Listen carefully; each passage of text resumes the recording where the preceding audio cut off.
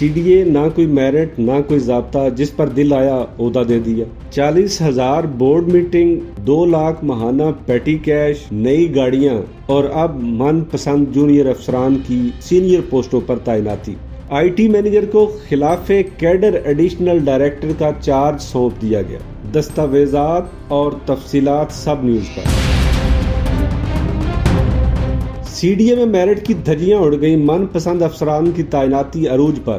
وفاقی ترقیاتی ادارہ سی ڈی اے میں میرٹ کی پامالی اور من پسند جونیئر افسران کو سینئر پوسٹوں پر تعینات کرنا اب معمول بن چکا ہے، جس سے ادارے کے اندر بے چینی اور بد دلی کی لہر دوڑ گئی ہے۔ رپورٹ کے مطابق سروس رولز کی صریحاً خلاف ورزی کرتے ہوئے 20ویں گریڈ کی پوسٹ پر 18ویں اور 19ویں گریڈ کے افسران کو تعینات کیا جا رہا ہے۔ ڈی جی ایڈمن امبر گیلانی، جو کہ 18ویں گریڈ کی افسرہ ہیں، 20 گریڈ کا چارج سنبھال چکی ہیں اور اب رخصت پر ہیں۔ ان کی جگہ ثانیہ پاشا، جو 18 گریڈ کی افسرہ ہیں، بطور ڈپٹی ڈی جی ایڈمن کام کر رہی ہیں۔ D G resource Shakeel Ahmed اور انوائرمنٹ ونگ کے اویس منظور تارڑ دونوں 18 گریڈ میں ہیں، مگر 20 گریڈ کے اختیارات استعمال کر رہے ہیں۔ ڈاکٹر انم، حمیرہ ارشاد اور عبداللہ جیسے افسران کو بھی اضافی چارجز اور سینئر پوسٹیں سونپ دی گئی ہیں۔ ادارے کے کئی مستند اور سینئر افسران اس صورتحال سے نالاں ہیں اور موجودہ رجیم کے ساتھ کام کرنے سے قاصر دکھائی دیتے ہیں۔